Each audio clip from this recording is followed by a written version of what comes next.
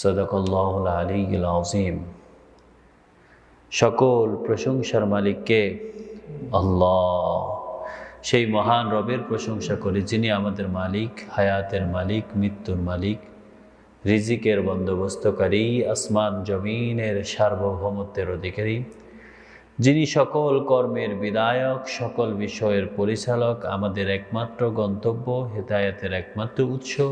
সে রবের প্রশংসা করি যিনি তার দেওয়া হেদায়েতের বাণী আল কোরআনের ৭৪ নম্বর সূরা সূরাতুল মুদ্দাসসির এর প্রথম থেকে আজকের এই দর্শে আমাদেরকে বসার তৌফিক দান করেছেন। সেজন্য রব্বুল আলামিনের প্রশংসা করে অন্তরের অন্তঃস্থল থেকে কালিমাতু শুকরিয়া আদায় করে বলুন আলহামদুলিল্লাহ। দুরুদ ও সালাম বিশ্বনবী, মানবতার আলোর দিশারি, মুক্তির দূত, রাহমাতাল লিল আলামিন, খাতামুন নবিয়্যিন, যার পরবর্তীতে আর কোনো নবীর আগমন নেই, সে নবীর উপর দুরুদ ও সালাম পড়ে বলেন সাল্লাল্লাহু আলান নবিয়্যিল উম্মি ওয়া আলিহি ওয়া সাল্লাম। আল্লাহ রাব্বুল আলামিন সূরাতুল মুদ্দাসসির এর প্রথমে বলেছেন ইয়া আইয়ুহাল মুদ্দাসসির। এর আগের সূরাটি ছিল সূরাতুল মুজাম্মিল। ইয়া আইয়ুহাল মুজাম্মিল, দুইটা সূরার একই রকম অর্থ, কাছাকাছি।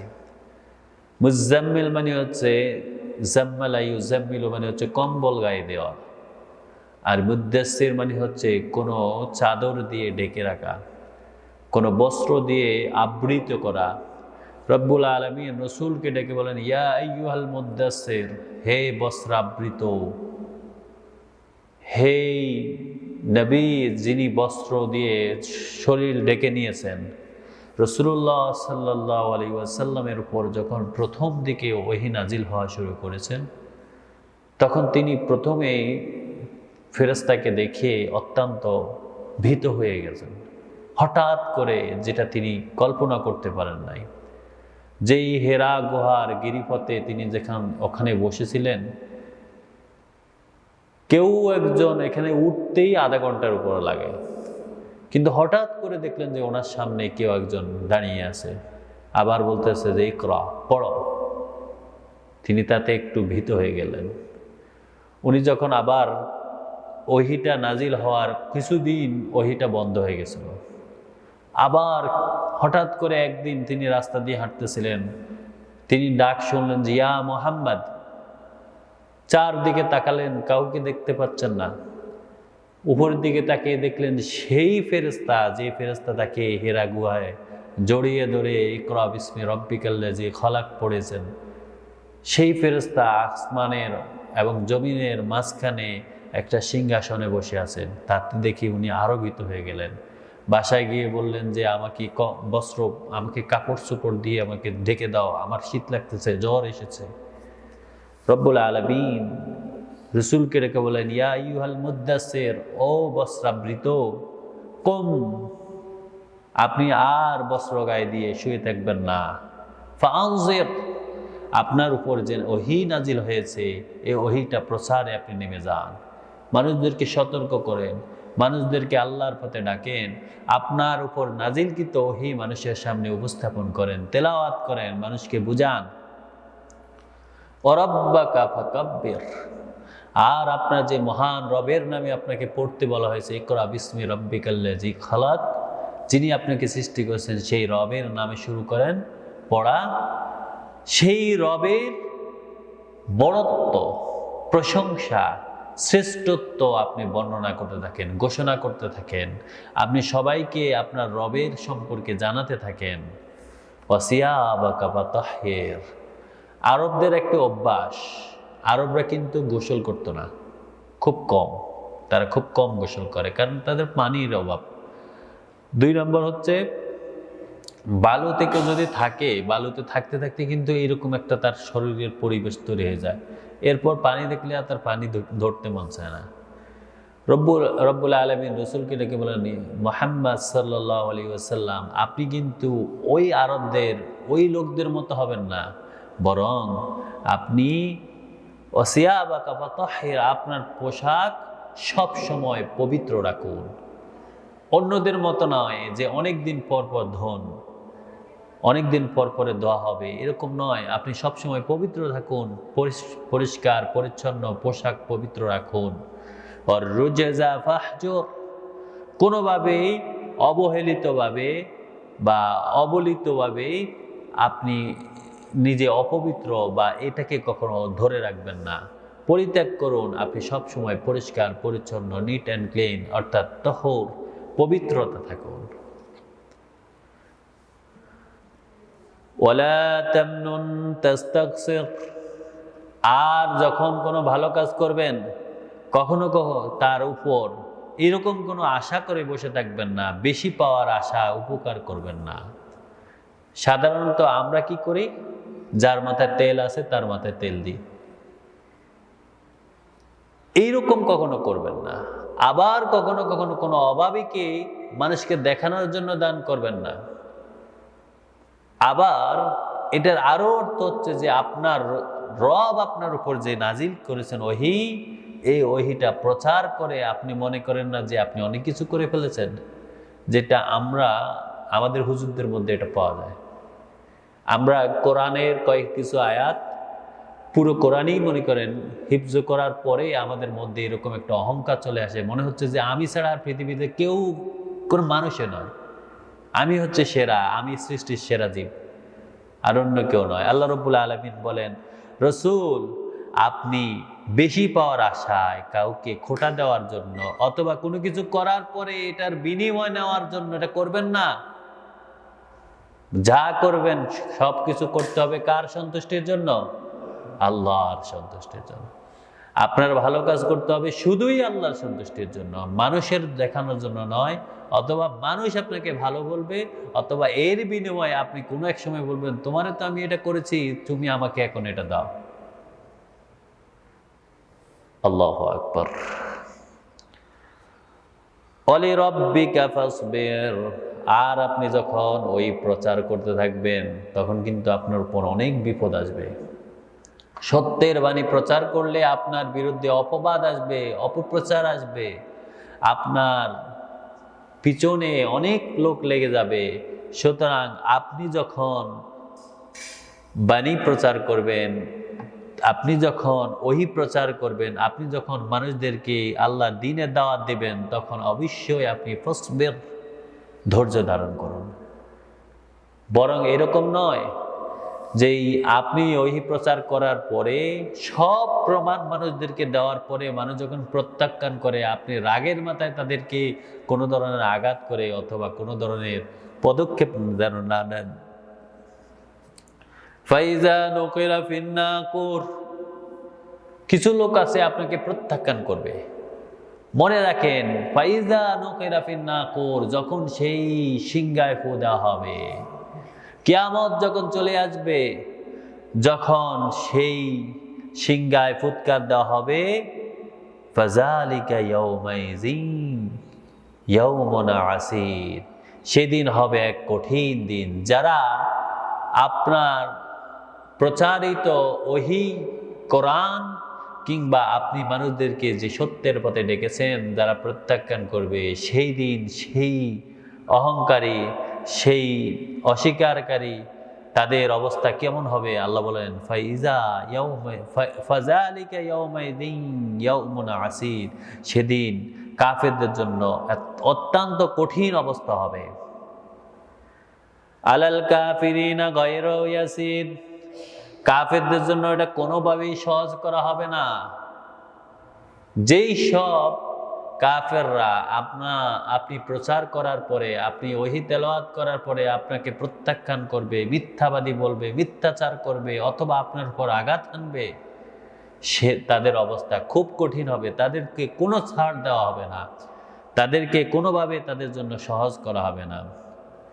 যারনি ওয়া মান খালাকতু ওয়াহিদা, এরপর আল্লাহ রাব্বুল আলামিন বিশেষ করে মক্কার এক নেতৃস্থানীয় লোক ওয়ালিদ ইবনে মুগীরা, তার কথাটা উপস্থাপন করেছেন। আল্লাহ বলেন, যারনি, আমাকে ছেড়ে দেন, আমার উপর ছেড়ে দেন তার কথা। তার দায় দায়িত্ব আমার কাছে দিয়ে দেন। ওমান খলাকতু ওয়াহিদা, যাকে আমি একক করে সৃষ্টি করেছি, যাকে আমি একাই সৃষ্টি করেছি, যাকে আমি ওই এলাকার মধ্যে একটু অন্যরকম ভাবে সৃষ্টি করেছি, সম্ভ্রান্ত করেছি। ওয়ালিদ ইবনে মুগীরা নিজেকে সবসময় দাবি করতেন, আনা ওয়াহিদুন ইবনে ওয়াহিদ, আমি এককের ছেলে। ওয়ালিদ ইবনে মুগীরা তার ছিল এত সম্পদ, মক্কা থেকে তায়েব পর্যন্ত তার ক্ষেত খামার বিস্তৃত ছিল, তার বিশাল বিশাল বাগান ছিল। এমনকি ইবনে আব্বাস রাদিয়াল্লাহু তাআলা আনহু বলেন, তার যে বাগানগুলো ছিল, এই বাগানগুলো ছিল একদম 12 মাসি ফসল। সব সময় তার এই বাগান থেকে ফসল উঠতেই থাকতো, যার কারণে সে কখনো মক্কার বাইরে যেতে হতো না। সে কখনো ব্যবসার জন্য নিজের সন্তানদেরকে কোথায় প্রেরণ করতেন না, কারণ তার অভাব ছিল না। এই জন্য সে নিজেকে মনে করতো যে আমি ওয়াহিদ ইবনে ওয়াহিদ, আমি একক এবং এককের ছেলে একক। আল্লাহ রাব্বুল আলামিন বলেন, তাকে ছেড়ে দেন আমার কাছে, যাকে আমি একাই সৃষ্টি করেছি। যখন আমি তার সৃষ্টি করেছি, তার ধন সম্পদ মাল তার কেউ তার কাছে ছিল না। যখন সে মায়ের পেটে ছিল, সে ছিল একক, এবং আমি একাই তাকে প্রতিপালন করেছিলাম। তার কোনো, যাদেরকে এখন সে পূজা করে, যাদেরকে ডাকে, এরা কেউ তাকে সেদিন সাহায্য করে নাই, অথবা তার সৃষ্টি করতে কোনোভাবে অংশগ্রহণ করে নাই, যার কারণে তাকে তারা ডাকতে পারে। ওয়াজআলতু লাহু মালাম মামদুদা, এমনকি ওয়ালিদ ইবনে মুগীরার কথা আল্লাহ রাব্বুল আলামিন বলে, ওয়াজআলতু লাহু মালাম মামদুদা, আমি তাকে বিপুল সম্পদ দান করেছিলাম। তার এলাকাতে সে সবচেয়ে সম্ভ্রান্ত ব্যক্তিদের মধ্যে ছিল। ওয়াবানিনা শুহুদা, এমনকি সব সময় তার সন্তানগুলো তার আশেপাশে থাকতো। তার অভাব না থাকার কারণে কখনো তার ছেলেদেরকে কখনো কোনো ব্যবসার কাজে অথবা তার মক্কার বাইরে প্রেরণ করার দরকার ছিল না, সে এলাকার মধ্যেই সম্ভ্রান্ত ছিল।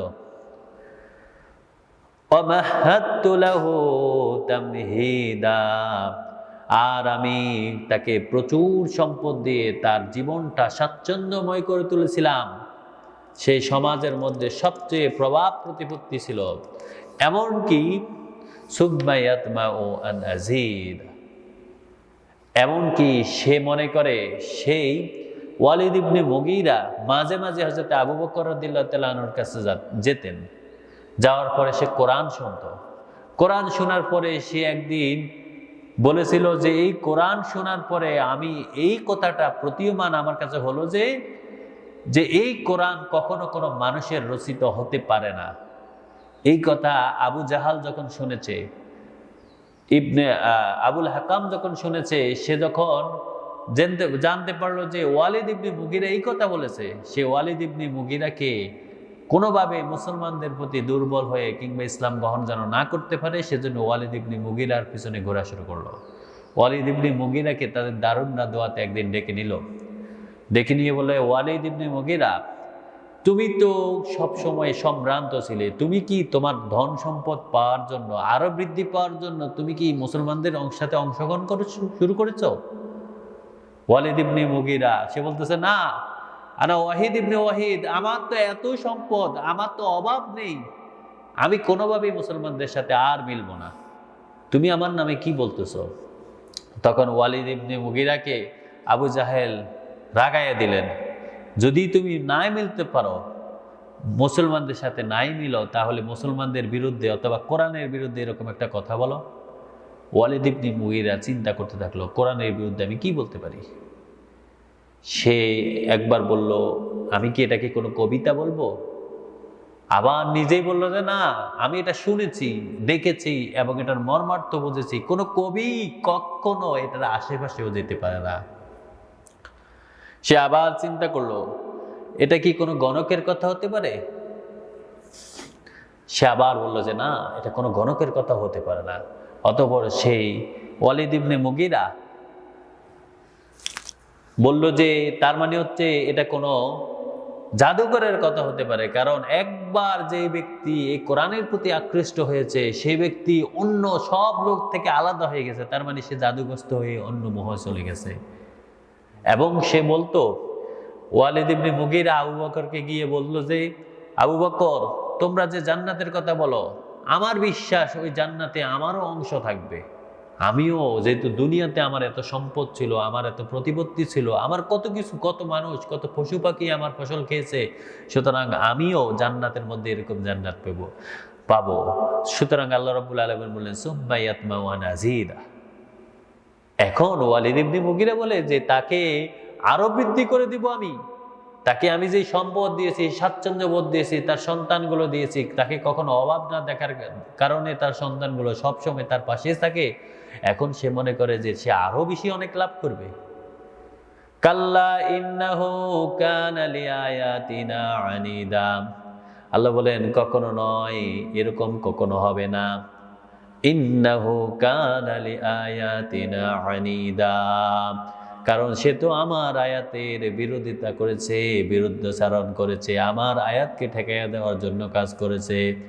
সাউরহিকুহু সাউদা, অচিরেই সাউরহিকুহু, আমি তার ঘাড়ের উপরে উঠাইয়া দিব সাউদা, এমন পাহাড়গুলোকে, এমন কঠিন জাহান্নামের আযাব তার উপর পাহাড়ের সমান করে তার ঘাড়ের উপরে দিয়া দিব।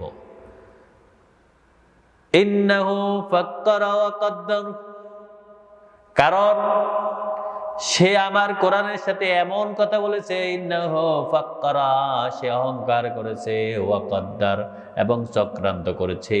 সে এরকম চিন্তা করেছে, অহংকার করে কোরআনের বিরুদ্ধে কথা তৈরি করার জন্য, কোরআনের বিরুদ্ধে অপপ্রচার করার জন্য সে চিন্তা করছে।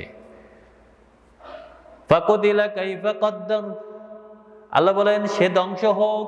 কি করে সে এরকম সিদ্ধান্ত নিয়েছে?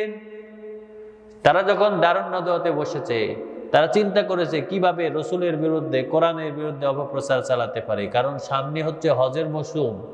এখন যদি হজের মৌসুমে বিভিন্ন গোত্র থেকে মানুষ যদি মুহাম্মদ সাল্লাল্লাহু আলাইহি ওয়াসাল্লামের কথা শুনে তারা আকৃষ্ট হয়ে যায়, তার মানে হচ্ছে দিন কাবাগরের বাইরে, মক্কার বাইরে চলে যাবে। তার মানে হচ্ছে আমরা মুহাম্মাদের বিরুদ্ধে একটা অপপ্রচার, একটা চিন্তা করে এমন একটা সিদ্ধান্ত নিব, যে সিদ্ধান্ত মানুষদেরকে শোনানোর পরে মানুষ এমনি মুহাম্মদ থেকে দূরে থাকবে, নাউযুবিল্লাহ। আল্লাহ বলেন সুম্মা কুতিলা কাইফা কাদ্দার, এই জালিমটা ধ্বংস হোক, কারণ সে কিভাবে এরকম একটা সিদ্ধান্ত গ্রহণ করলো। সুম্মা নাযার, তারা যখন বসলো দারুন নদওয়াতে, তারা এবার চিন্তা করলো সিদ্ধান্ত নেওয়ার জন্য, মিটিংয়ের চূড়ান্ত সিদ্ধান্ত দিবে ওয়ালিদ ইবনে মুগীরা। সে বলল, আল্লাহ বলেন সুম্মা নাযার, সে চিন্তা করলো, সে নজর করলো, সে একটু চিন্তা করে বারবার দেখতেছিল। সুম্মা আবাসা ওয়া বাসার, সে নিজের ব্রুকে কুঞ্চিত করলো আর মুখে বিগড়িয়ে, মুখকে বাঁকা করে বলল যে আমরা কি বলতে পারি, মুহাম্মাদের বিরুদ্ধে কি অপপ্রচার চালাতে পারি। নাউযুবিল্লাহ।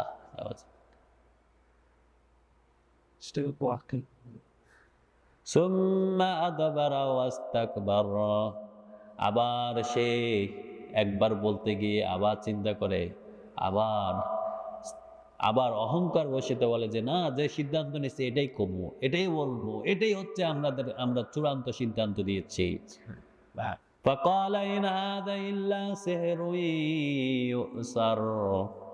সে এখন চূড়ান্ত সিদ্ধান্ত দিল যে না, আমরা বলবো এটা একটা জাদুর কিতাব, নাউযুবিল্লাহ।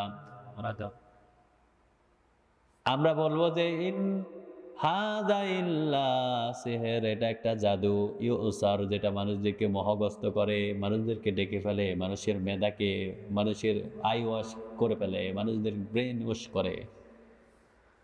ইন হাযা ইল্লা কাওলুল বাশার, নাউযুবিল্লাহ। আর বলে যে আমরা মানুষদের কাছে কি বলবো যে মুহাম্মদ এটা ঘরের মধ্যে বসে কোনো একটা জাদুকর্তার কাছে এসে তারা শিখায়, অথবা তার কোনো জিন এসে তার এই জাদু বিদ্যা শিখায়, এটা একটা মানুষের কথা, নাউযুবিল্লাহ। সাউসলিহি সাকার, আল্লাহ বলেন অচিরেই তার অবস্থা এমন হবে, আমি অচিরেই তারে নিক্ষেপ করব সাকারে, জাহান্নামের একটি অংশ, অত্যন্ত নিম্নযুক্ত, অত্যন্ত কঠিন শাস্তি। সাউসলি সাকার, আমি তাকে ওই জাহান্নামের ওই সাকারে তাকে নিক্ষেপ করব। ওয়ামা আদরাকা মা সাকার, আল্লাহ রাব্বুল আলামিন বলেন, ও রাসূল আপনি জানেন তারা যে জাহান্নামের অত্যন্ত নিকৃষ্ট সে সাকারে আমি নিক্ষেপ করব। আপনি জানেন সাকারটা কি? লা তুবকি ওয়ালা তাযার। ওই সাকারে যখন তারে আমি নিক্ষেপ করব, ওই সাকারে ওই জাহান্নামের আগুন তারে পাওয়ার পরে তার মাংস হাড়গুলো আলাদা করে ফেলবে, তারে জীবিত রাখবে না, আবার মৃত ছেড়ে দিবে না। বারবার তারে পিছাইতে থাকবে, আগুন তারে বারবার পিছাইতে থাকবে। মনে হচ্ছে ঝাঁকুনি দিয়ে তার হাড় মাংস সবগুলো আলাদা করে দেয়, চামড়াগুলো খসায় ফেলে। লাওয়াহাতুল লিল বাশার, তার গায়ের চামড়াগুলো একদম খসায়া দিবে, একদম পুড়িয়ে দিবে, একদম দগ্ধ করে দিবে। আলাইহা তিসআতা আশার, আল্লাহ বলেন তার উপরে সে যেন কোনোভাবে পালাতে না পারে, কোনোভাবে বাঁচতে না পারে, তার আযাব যেন কোনোভাবে কঠিনতা যেন কমে না যায়, সেজন্য তার উপরে আবার 19 জন তত্ত্বাবধায়ক, 19 জন প্রহরী তাকে আযাবটা যেন তার সব সময় তার যেন আযাবে পেয়ে বসে, এইভাবে তার পাহারা দিতে থাকবে, এইভাবে তার আযাবটা পর্যবেক্ষণ করতে থাকবে। কোনোভাবে আমরা যখন অনেক রান্না করি, রান্না করলে 3-4 জন শুধু আগুনের দিকেই তাকায় থাকে যে কিভাবে আগুন যেন কোনো পাশে কমে না যায়, চারপাশে আগুনটাকে খসায় খসায় আরো একটু বাড়াইয়া দেয়, প্রয়োজনে আরো কিছু লাকড়ি ঢুকাইয়া দেয়। আল্লাহ বলেন এইভাবে তারা আরো 19 জন প্রহরী দিয়ে তার এই কঠিন শাস্তি দেওয়া হবে, নাউযুবিল্লাহ। কারণ সে আমার কোরআনের বিরুদ্ধে অপপ্রচার করেছে, সে আমার কোরআনের বিরুদ্ধে সিদ্ধান্ত নিয়েছে, সে তার মুখ বিগড়িয়ে ভ্রুকুঞ্চিত করে তার সিদ্ধান্ত দিয়েছে এবং অহংকার করে বসেছে যে এটাই হচ্ছে সিদ্ধান্ত, নাউযুবিল্লাহ। এই জন্য তার জাহান্নামের অত্যন্ত কঠিন শাস্তিতে তাকে নিমজ্জিত করা হবে। এই ওয়ালিদ ইবনে মুগীরার একজন ছেলে যার নাম হচ্ছে খালিদ ইবনে ওয়ালিদ, আল্লাহ রাব্বুল আলামিন তাকে হিদায়াত দিয়েছেন, আর সেই জগৎ বিখ্যাত সাহাবীতে রূপান্তরিত হয়েছে। আল্লাহ রাব্বুল আলামিন এইভাবে একজন কাফেরের ঘরেও একজন মুমিনকে দান করেন। আল্লাহু আকবার। এই সব ক্ষমতার মালিক কে? আল্লাহ। আল্লাহু আকবার। আল্লাহ যেন আমাদেরকে কোরআন বুঝে, কোরআন থেকে শিক্ষা নিয়ে আমাদের জীবনের পথকে আলোকিত করার তৌফিক দান করেন। আমরা যেন এই কোরআনের আলো দিয়ে দুনিয়া এবং আখিরাতের আলো পাই, সে তৌফিক দান করেন। আমিন। ওয়া মা তাওফীক ইল্লা বিল্লাহ। সুবহানাকাল্লাহুম্মা বিহামদিক আশহাদু আল্লা ইলাহা ইল্লাল্লাহ আস্তাগফিরুকা ওয়া আতুবু ইলাইক।